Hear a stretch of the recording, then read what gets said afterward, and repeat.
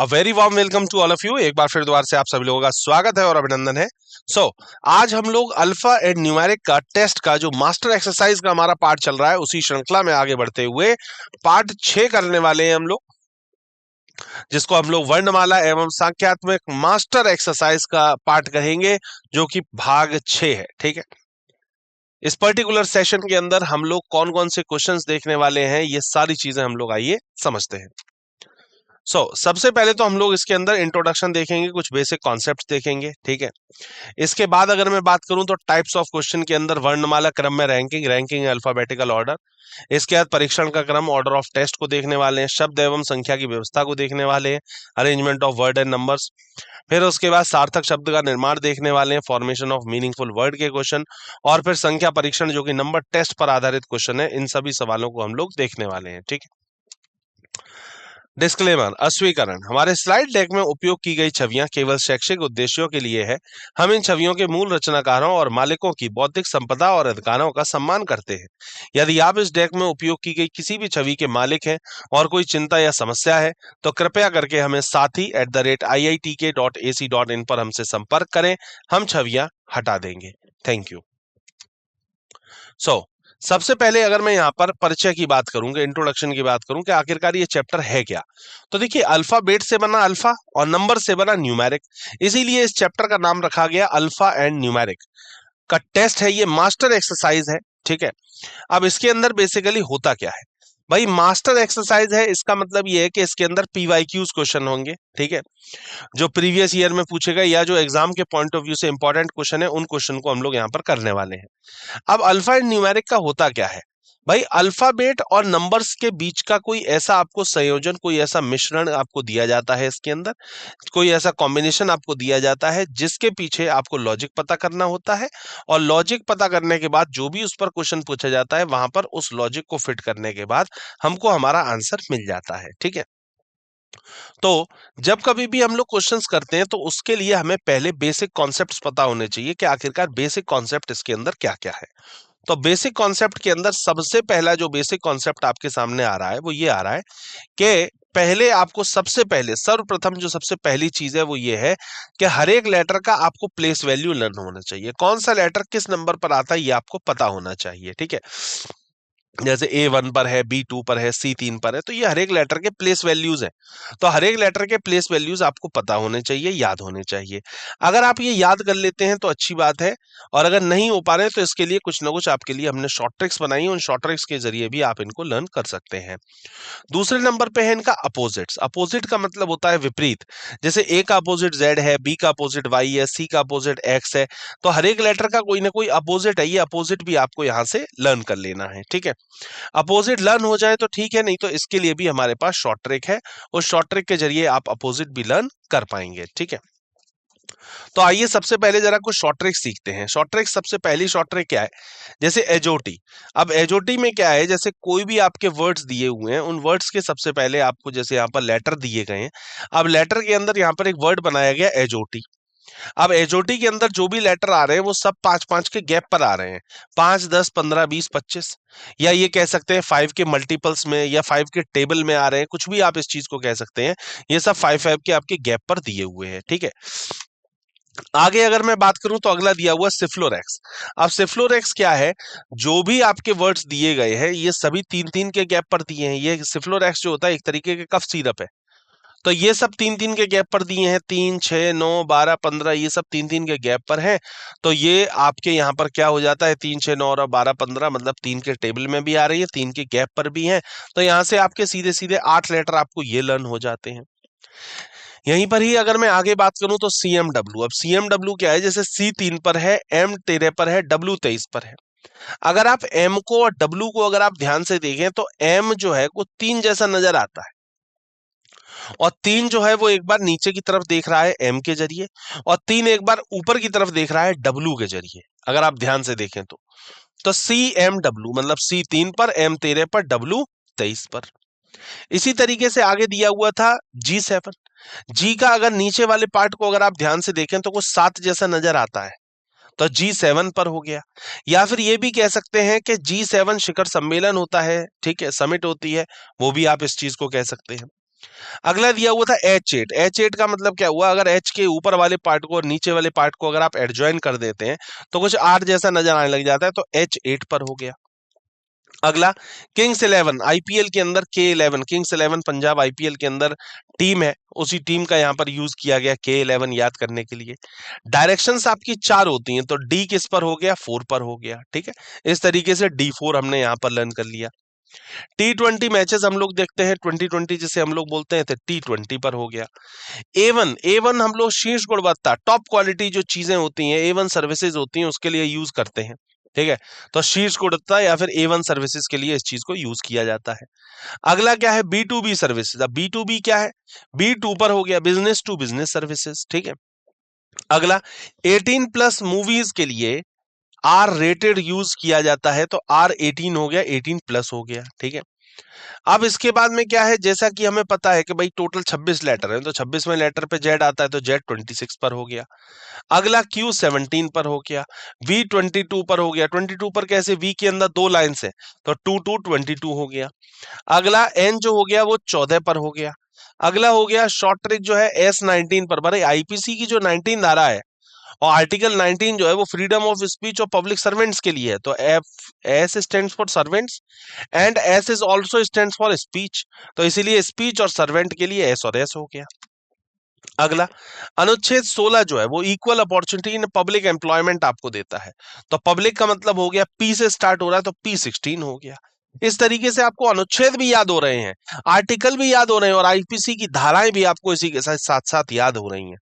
तो ये एक बहुत अच्छी चीज है इसके अंदर, ठीक है। आगे अंदर इसके अंदर अगर मैं बात करूं तो बेसिक कॉन्सेप्ट के तौर पे एक अगली चीज दी हुई है, वो दी हुई है ऑब्जेक्ट के जो भी आपके लेटर दिए हुए हैं उन सभी के ऑपोजिट्स।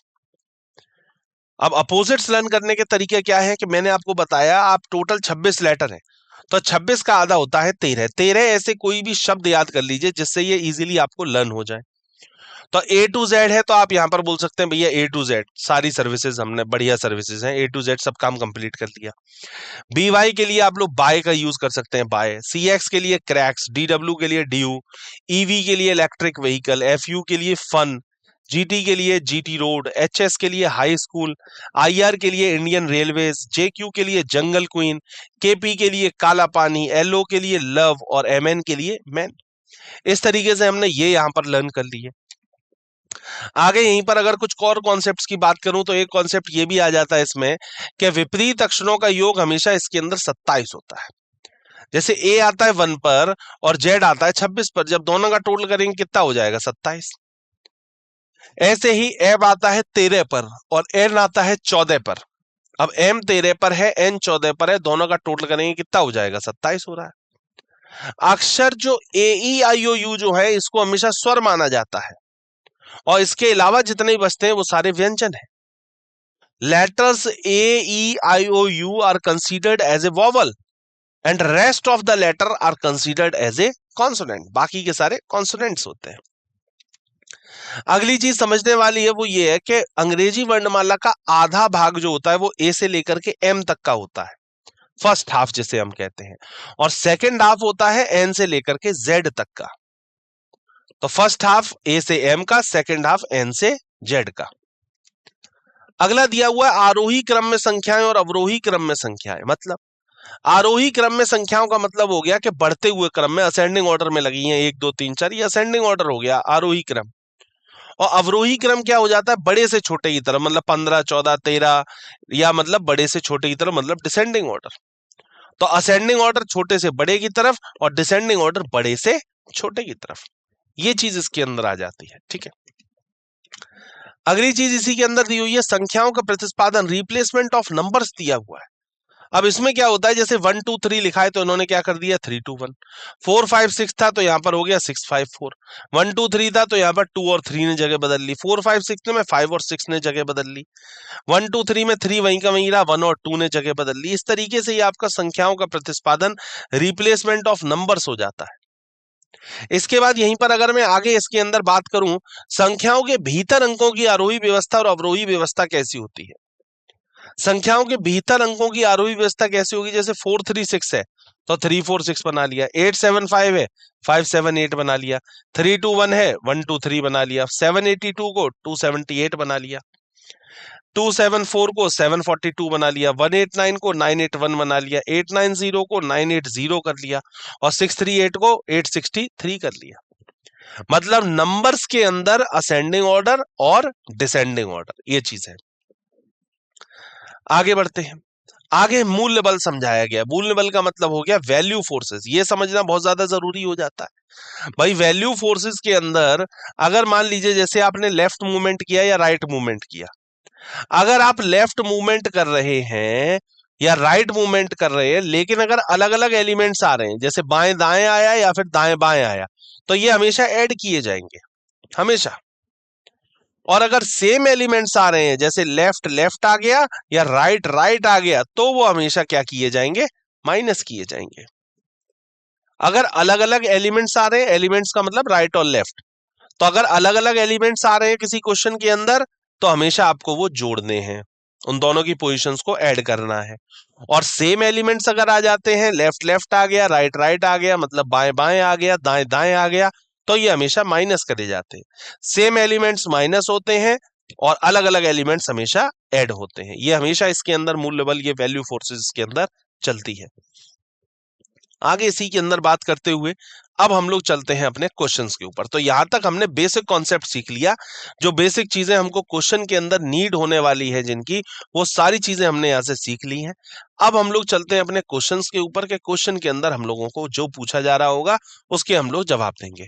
तो चलिए, सबसे पहला क्वेश्चन आप सभी की स्क्रीन के ऊपर आया है। एसबीआई क्लर्क के अंदर ये क्वेश्चन पूछा गया है। आइए जरा बात करते हैं। क्या बोला गया था कि निम्नलिखित प्रश्न में पांच तीन अक्षरों के शब्दों पर आधारित है। मतलब 5 शब्द दिए गए और सबके अंदर 3-3 लेटर हैं, ठीक है।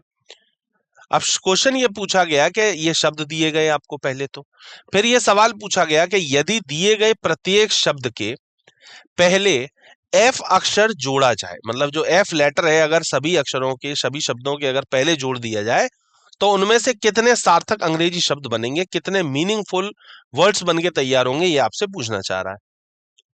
ये वर्ड्स दिए गए थे, इसमें पूछा गया था if the letter F is added before each of the given word, then how many of them will form a meaningful English word? Meaningful English word किन से तैयार होगा, ये आपसे इसके अंदर पूछना चाह रहा है, ठीक है। तो करिए एक बार इस क्वेश्चन को, एक बार देखिए कि क्या अप्रोच होनी चाहिए इस क्वेश्चन को करने की, फिर इसके सॉल्यूशन पर हम लोग बात करते हैं।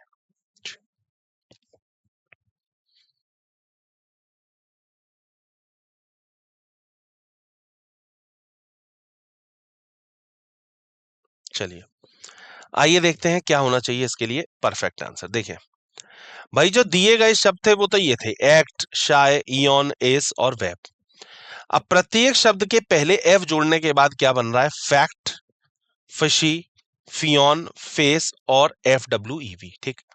तो यहां से अगर आप देखें तो दो शब्द आपको मीनिंगफुल बन रहे हैं, एक फैक्ट और एक फेस। फेस का मतलब होता है चेहरा और फैक्ट होता है तथ्य, ठीक है। तो फैक्ट और फेस दो शब्द आपको अर्थपूर्ण शब्द मिल रहे हैं। दो का मतलब हो जाता है डी ऑप्शन इसके लिए बिल्कुल सही है। अवधारणा 1.4 का यूज करते हुए हमने इस क्वेश्चन को किया है और सही आंसर हमारा निकल के आ गया है, ठीक है। तो बात समझ में आई किस अप्रोच के साथ में इस क्वेश्चन को किया गया। अब ऐसे ही क्वेश्चन आगे भी आपको आ सकता है, तो आपको हर एक क्वेश्चन के अंदर दिमाग लगाना है कि किस क्वेश्चन के अंदर क्या डिमांड हो रही है, उसी के अकॉर्डिंग उसके अंदर आगे की चीज को किया जाएगा, ठीक है। चलिए अगले क्वेश्चन पर आ रहे हैं। अगला क्वेश्चन आ रहा है 2 नंबर, सेम सीरीज दी हुई है अगर आप ध्यान से देखें तो, और उस सीरीज पे अब बस क्वेश्चन चेंज किया गया है। क्वेश्चन क्या है, आइए जरा पढ़ते हैं। यदि प्रत्येक दिए गए शब्द के पहले और दूसरे अक्षर को आपस में बदल दिया जाए, मतलब एक्ट है तो एक्ट के पहले और दूसरे लेटर को जगह बदल दिया जाए, तीसरा अपनी जगह पर ही रहेगा, ठीक है। तो निम्नलिखित में से कौन सा एक सार्थक अंग्रेजी शब्द बन जाएगा, कौन सा एक सार्थक अंग्रेजी शब्द बनना चाहिए, एक मीनिंगफुल वर्ड बनना चाहिए, ये आपसे उसके अंदर पूछा गया है। आइए यहां पर जरा बात करते हैं। If the first and the second letter of each given word are interchanged, then which of the following will come in the meaningful English word. English word meaning word जो होता है उसके अंदर कौन सा ऐसा शब्द होगा जो इंग्लिश फुल मीनिंगफुल वर्ड एक बना करके तैयार करेगा। ठीक है, एक बार ट्राई करें इस क्वेश्चन को, फिर इसके सॉल्यूशन पर बात करते हैं।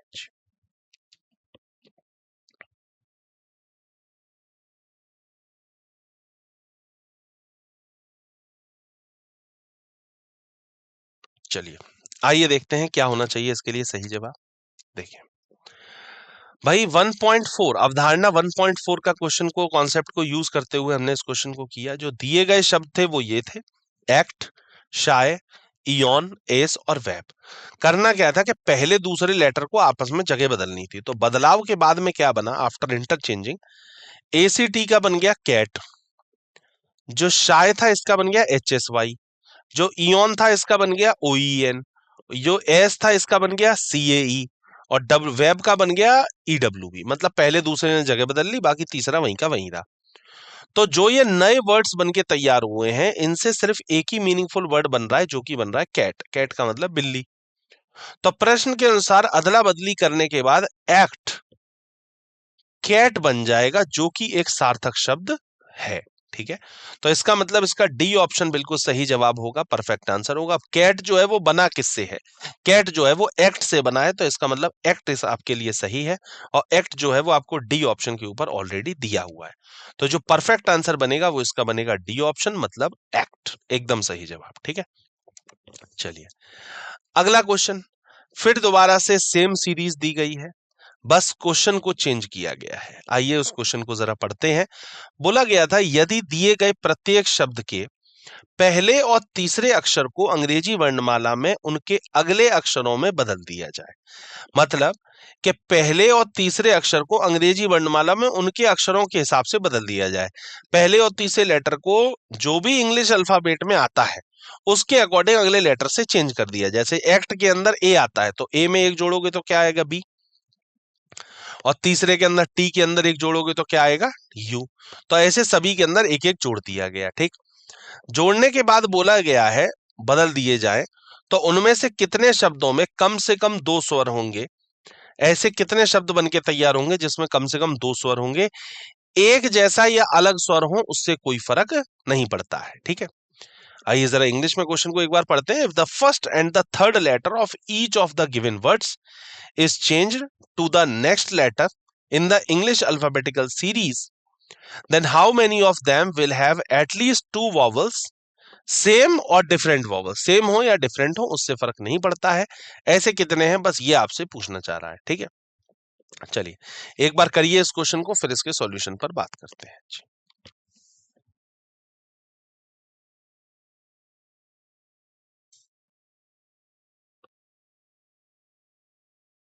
चलिए आइए देखते हैं क्या होना चाहिए इसके लिए सही जवाब। देखिए अवधारणा 1.4 का यूज करते हुए हमने इस क्वेश्चन को सॉल्व किया। दिए गए शब्द थे वो तो ये थे, एक्ट, शाय, इयॉन, ये दिए गए थे। अब नए नवनिर्मित जो शब्द होंगे वो कैसे बनेंगे। बोला गया था पहले और तीसरे के अंदर एक एक जोड़ देना है। तो देखो ए में एक जोड़ा तो बी, टी में एक जोड़ा तो यू, बीच वाला वैसा का वैसी, एस में एक जोड़ा टी, एच वैसा का वैसी, वाई में एक जोड़ा तो जेड, ई में एक जोड़ा तो एफ, बीच वाला वैसा का वैसी, एन में एक जोड़ा तो ओ, ए में एक जोड़ा बी, सी वैसा का वैसे, ई में एक जोड़ा तो एफ, डब्ल्यू में एक जोड़ा तो एक्स, ई वैसा का वैसी, और बी में एक जोड़ा तो सी। ये वर्ड बन के तैयार हो गए। अब बोला गया था इसमें, तो उनमें से कितने शब्दों में कम से कम दो स्वर होंगे, मतलब कम से कम दो तो एटलीस्ट होने ही चाहिए, दो हो या दो से ज्यादा होने चाहिए। ठीक है, तो देखिए बी सी यू इसके अंदर तो नहीं है, दो नहीं है। टी एच जेड इसमें भी दो नहीं है, इसके अंदर दो हैं, इसमें भी दो नहीं है, और इसमें एक आ रहा है, इसमें भी दो नहीं है। ठीक है, तो सिर्फ एक ऐसा वर्ड है जो कि है एफ ओ ओ। अब एफ ओ ओ है जो, ये बना किससे है, ये बना है इयॉन से। तो इयॉन इसके लिए बिल्कुल सही होगा। इसका मतलब एक इसके लिए परफेक्ट आंसर है, जो कि डी ऑप्शन के ऊपर दिया हुआ है। केवल एक शब्द इयॉन में दो स्वर आ रहे हैं, बाकी किसी में नहीं आ रहे हैं। ठीक है, चलिए तो इसके लिए डी ऑप्शन बिल्कुल सही है, परफेक्ट आंसर है, राइट आंसर है। ठीक है, चलिए अगले क्वेश्चन के अंदर फिर दोबारा से अब यहां पर पैटर्न को कुछ थोड़ा सा चेंज किया गया। क्या, श्रेणी में क्रमागत अक्षरों के बीच उल्टे क्रम में छोड़े गए अक्षरों की संख्या स्थिर है। In the following question find out which of the letter series follow the given rule. और रूल क्या है कि number of letter skipped in the reverse order in between adjacent letter in the series is constant. मतलब कि जो भी इन चारों option के अंदर आपको एक एक करके ऑप्शंस को चेक करना है, सभी लेटर्स के बीच में डिफरेंस देखना है। जिस लेटर के अंदर, जिस वर्ड के अंदर डिफरेंस बराबर आ रहा हो, जैसे 2 2 2, 3 3 3, 4 4 4, बराबर डिफरेंस आ रहा हो, वही इसके लिए सही जवाब होगा। श्रेणी में क्रमागत अक्षरों के बीच उल्टे क्रम में छोड़े गए अक्षरों की संख्या स्थिर है। स्थिर का मतलब एक जैसी है, वही इसके लिए सही जवाब होगा। ठीक है, चलिए एक बार क्वेश्चन को ट्राई करें, फिर इसके सॉल्यूशन पर बात करते हैं जी।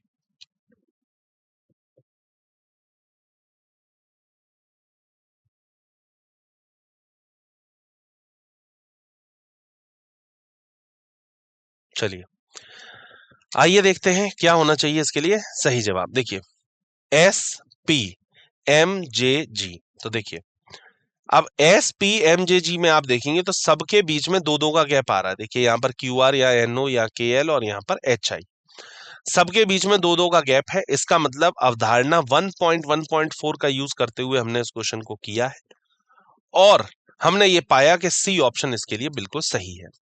अब बाकी ऑप्शन गलत क्यों है? बाकी ऑप्शन इसलिए गलत होंगे कि किसी में दो दो का डिफरेंस होगा, आगे चल के 3 हो गया, किसी में तीर तीर का अच्छा खासा चल रहा था, आखिरी में जाकर के 4 हो गया। कुछ ना कुछ सभी के अंदर इश्यू होगा, इसी वजह से इसको हटाया गया। अब जैसे एस और क्यू है, कितने का डिफरेंस हुआ? 2 का। फिर क्यू से ओ में फिर 2, अब ओ से एल में कितना हो गया? 3 का हो गया, ये गलत हो गया। एस से पी में कितने का हुआ? एस आता 19 पे, पी आता 16 पे, 3 का। अब पी से एन में 2 का ही डिफरेंस रह गया, ये गलत हो गया इसी वजह से। डब्ल्यू यू क्यों गलत हुआ भाई? डब्ल्यू और यू, डब्ल्यू 23 पर, यू 21 पर, 2 घटा। अब यू में से एक गया तो कितना आया? टी आया। मतलब कम ज्यादा हो रहा है, बराबर जैसा कुछ भी नहीं हो रहा है। इसलिए ये तीनों ऑप्शन इसमें कैंसिल हैं, सिर्फ इसमें सी ऑप्शन एकदम सही है। ये भी गलत है, ये भी गलत है और ये भी गलत है। सिर्फ जो सही आंसर है वो सी ऑप्शन इसके लिए सही है, परफेक्ट आंसर है, राइट आंसर है। चलिए आगे बढ़ते हैं अगले क्वेश्चन की तरफ। पांचवा क्वेश्चन क्या कह रहा है? Number of letter skipped in between the adjacent letter in the series is equal. फिर दोबारा से वही चीज बताई गई कि श्रेणी में क्रमागत अक्षरों के बीच छोड़े गए अक्षरों की संख्या समान है, मतलब बराबर है। वो हम लोगों को देखना है। तो बिल्कुल जैसा चौथा क्वेश्चन किया गया था वैसे ही ये पांचवा क्वेश्चन होना है, सेम लॉजिक सेम फंडे के साथ में। ठीक है, करिए एक बार इस क्वेश्चन को, फिर इसके सॉल्यूशन पर हम लोग बात करते हैं। ठीक है, बिल्कुल सेम उसी लॉजिक के साथ में करिए जी।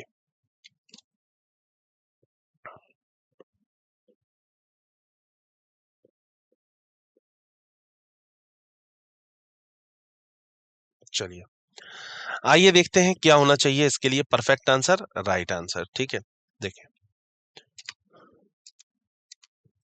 देखो इसके लिए सही आंसर जो बताया गया, बी ऑप्शन सही बताया गया। क्यों? आर से वी में 3 का डिफरेंस आ रहा है, वी से जेड में फिर 3 का गैप है, फिर इधर फिर से 3 लेटर का डिफरेंस है, फिर इधर फिर से 3 लेटर और 3 लेटर, इन सब के अंदर बिल्कुल एक जैसा बराबर काम चल रहा है। अवधारणा 1.2.1 का यूज करते हुए हमने क्वेश्चन को किया है। अब बाकी जो हुए वो गलत क्यों हुए? जैसे एस टी यू, एक का गैप है, यू वी डब्ल्यू एक्स, अब 2 का गैप आ गया, इसलिए ये गलत हो गया। उसने बोला समान होना चाहिए, बराबर होना चाहिए। एच आई जे के, ठीक है, के एल एम एन, एच में 3 जोड़ा, के में 3 जोड़ा, एन, अब एन में 3 जोड़ेंगे तो जी नहीं आ रहा है, इसलिए ये गलत हो गया। आर से वी, आर 18 पर, वी 22 पर, 4 जुड़ गया। वी से जेड में फिर 4, जेड से डी में फिर 4, डी से एफ में, अब यहां गलत हो गया, डी से एफ में सिर्फ 2 ही जुड़ रहा है, इसलिए ये भी गलत हो गया।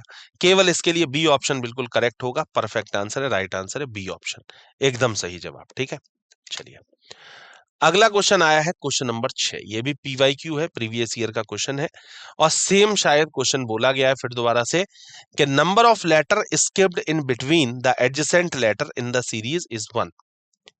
मतलब कि श्रेणी में क्रमागत अक्षरों के बीच छोड़े गए अक्षरों की संख्या 1 है।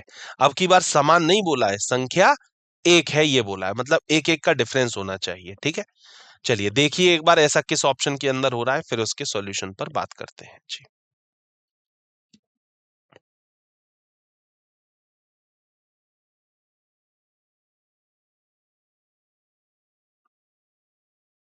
चलिए आइए देखते हैं क्या होना चाहिए इसके लिए सही जवाब। देखें भाई, ई जी आई के एम, तो यहां पर आपने देखा एक का डिफरेंस है, फिर यहां पर भी एक का है, फिर यहां पर भी एक का एक है, सबका एक एक का डिफरेंस है।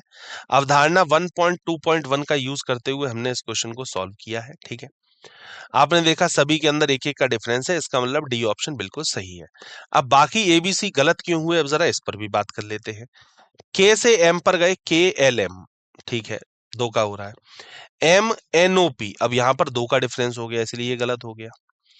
एच 8 पे है, जे 10 पर है, दो का डिफरेंस, जे में दो जोड़ा एल, एल में दो जोड़ना चाहिए था तो एम नहीं आएगा बल्कि एन आता, इसलिए ये गलत हो गया। ये क्यों गलत है, पी क्यू आर, आर के बाद एस आ गया तुरंत इमीडिएट, पहले दो का फिर एक का डिफरेंस हो गया ये। तो बराबर डिफरेंस होना चाहिए था, एक एक का डिफरेंस होता तो ये सारा सही हो जाता।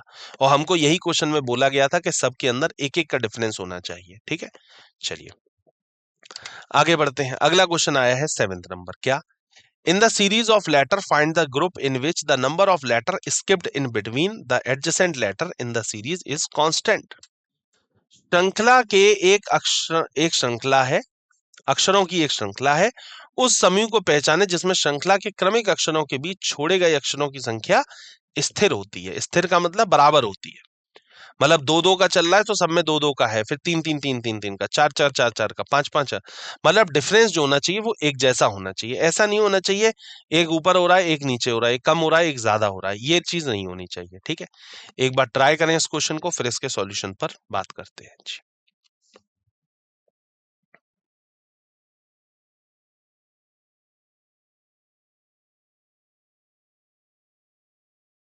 चलिए आइए देखें क्या होना चाहिए इसके लिए सही जवाब। देखें, अवधारणा 1.2.1 का यूज करते हुए हमने क्वेश्चन को किया है।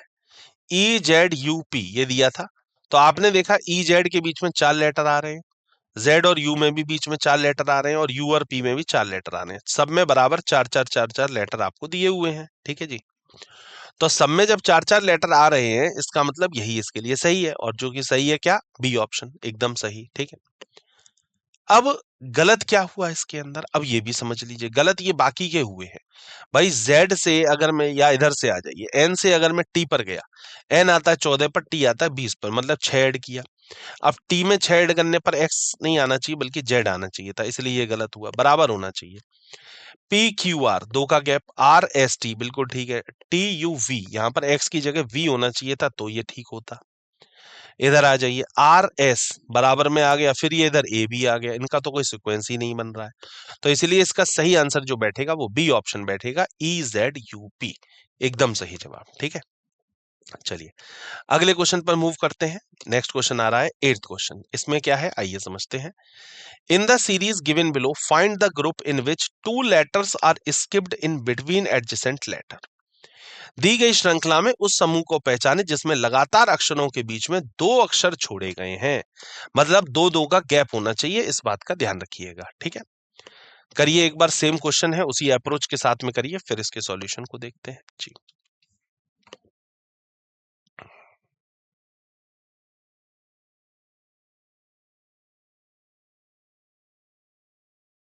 चलिए आइए देखते हैं, दो दो का गैप होना चाहिए। ठीक है, तो देखिए अवधारणा वही 1.2.1 का यूज करते हुए क्वेश्चन को किया।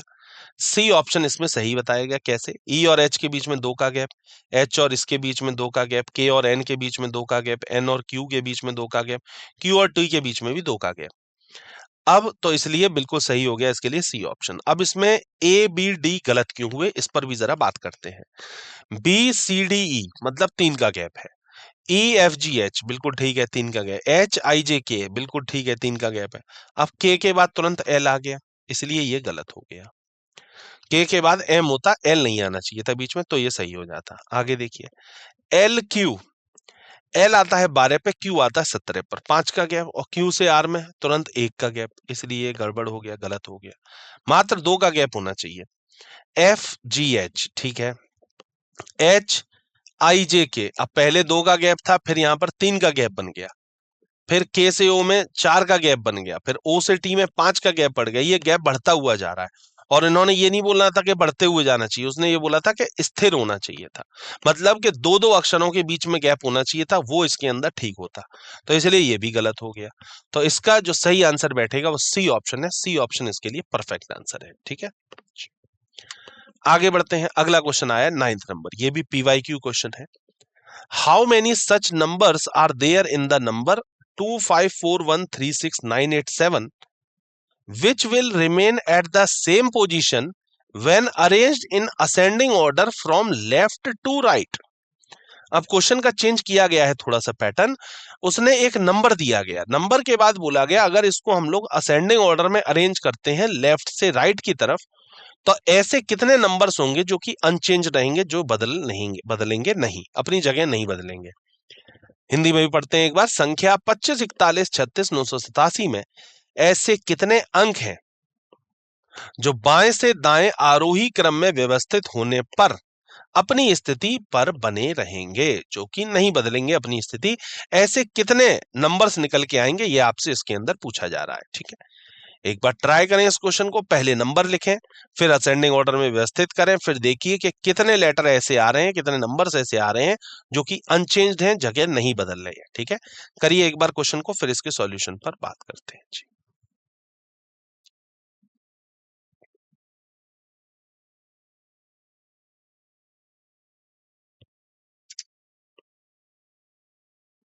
चलिए आइए देखते हैं क्या होना चाहिए इसके लिए परफेक्ट आंसर। देखें, अवधारणा वही 1.3 का यूज करते हुए हमने क्वेश्चन को किया। जो नंबर दिए गए थे वो ये थे 25, 41, 36, 987। ठीक है, अब बोला गया ऐसे कितने हैं जो बाएं से दाएं आरोही व्यवस्थित करे गए हैं। आरोही का मतलब असेंडिंग ऑर्डर में करे गए हैं व्यवस्थित। तो असेंडिंग ऑर्डर में सेट करने का आरोही का मतलब हो जाता है छोटे से बड़े की तरफ। ठीक है, तो छोटे का मतलब सबसे पहले 1, फिर 2, 3, 4, 5, 6, 7, 8, 9, सारे के सारे ये हो गए व्यवस्थित। ठीक, अब व्यवस्थित करने के बाद आप देख रहे होंगे एक 6 नंबर और एक 8 नंबर, ये पुरानी वाली व्यवस्था में भी वहीं पर थे और जो नई व्यवस्था बनाई गई उसके अंदर भी वो वहीं पर ही है। ठीक है, तो 6 और 8 ये दो नंबर ऐसे आए हैं जो कि कांस्टेंट रहे हैं, जिन्होंने जगह अपनी नहीं बदली है। ठीक है, तो इसके लिए 2 बिल्कुल सही जवाब होगा और 2 जो है वो आपको बी ऑप्शन के ऊपर ऑलरेडी दिया हुआ है। ठीक है, तो बी ऑप्शन 2 इसके लिए बिल्कुल सही है। पीवाईक्यू क्वेश्चन था। ठीक है, पीछे पूछा गया ये क्वेश्चन है और एग्जाम के पॉइंट ऑफ व्यू से इंपॉर्टेंट है, आगे भी कभी पूछा जा सकता है। ठीक है, ये चीज हो गई इसके अंदर। चलिए आगे बढ़ते हैं, अगला क्वेश्चन आया है 10th नंबर। क्या बोल रहा है आइए समझते हैं। If 1 is added to all even digit of the number 4782659 and 2 is subtracted from all the odd digits, then which of the following digit will appear twice in the new number thus formed? यदि संख्या 47, 82, 659 के सभी सम अंकों में 1 जोड़ दिया जाता है और सभी विषम अंकों में से 2 घटाया जाता है, विषम में से 2 घटाया जाएगा और सम के अंदर 1 जोड़ा जाएगा, इवन में 1 जोड़ना है, विषम के अंदर से 2 घटाना है, तो निम्नलिखित में से कौन से अंक नए बने नंबरों में 2 बार दिखाई देगा, ये आपसे पूछा गया है। ये भी पीवाईक्यू है, प्रीवियस ईयर के अंदर पूछा गया क्वेश्चन है।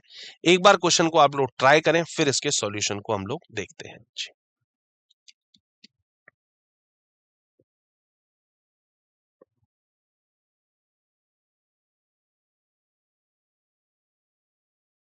चलिए आइए देखते हैं क्या होना चाहिए इसके लिए सही जवाब। देखें भाई, बोला गया था यदि संख्या ये दी गई थी सभी सम अंकों में 1 जोड़ा जाता है, तो सम में तो 1 1 जोड़ दें। तो देखिए 4 में 1 जोड़ा तो 5, 8 में 1 जोड़ा 9, 2 में 1 जोड़ा तो 3, 6 में 1 जोड़ा तो 7। ठीक है, 6 में जोड़ दिया, 2 में जोड़ दिया, इसमें जोड़ दिया और इसमें भी जोड़ दिया। ठीक है, ये हो गए सारे के सारे आपके इवन नंबर। अब ऑड कौन कौन से हैं, बाकी के जो ऑड हैं उनके अंदर से 2 घटाया जाएगा। ठीक है, तो 7 में से 2 गया 5, 5 में से 2 गया 3, 9 में से 2 गया 7, ये हो गए यहां पर ऑड नंबर्स। ठीक, अवधारणा 1.2.1 लगेगी इसके अंदर और ध्यान दीजिएगा अवधारणा 1.2.2, ये दोनों ही अवधारणा यूज करके तब ये क्वेश्चन किया जाएगा, दोनों का ही मिक्स क्वेश्चन है ये। ठीक है, तो दोनों ही अवधारणा इसके अंदर लग रही हैं। ठीक है, अब जो ये नई श्रृंखला बनके तैयार हो गई है, इसके अंदर बोला गया था कि निम्नलिखित में से कौन सा अंक नए संख्या में 2 बार प्रकट होगा, मतलब 2 बार रिपीट हो रहा है। तो एक तो देखो 5 एक ऐसा नंबर है जो 2 बार रिपीट हो रहा है, एक आप देखिए 3 एक ऐसा नंबर है जो 2 बार रिपीट हो रहा है और एक 7 नंबर ऐसा है जो 2 बार रिपीट कर रहा है। तो 5 3 7 ये तीनों ही नंबर ऐसे हैं जो 2 2 बार रिपीट हो रहे हैं। बाकी 9 नंबर अपने आप में स्वतंत्र है, वो कहीं पर भी रिपीट नहीं हो रहा है। ठीक है, तो नई संख्या में 2 बार प्रकट होंगे, ऐसे 3 नंबर हैं जो कि है 5 3 7 और जो कि आपको डी ऑप्शन के ऊपर ऑलरेडी दिए हुए हैं। ठीक है, तो डी ऑप्शन इसके लिए परफेक्ट आंसर है, राइट आंसर है। ठीक है, चलिए मुलाकात होती है हमारी आपसे आगे के सेशंस में, आगे की और श्रृंखलाओं में मुलाकात होगी, आगे के और भागों में मुलाकात होगी। तब तक के लिए थैंक यू सो मच, धन्यवाद।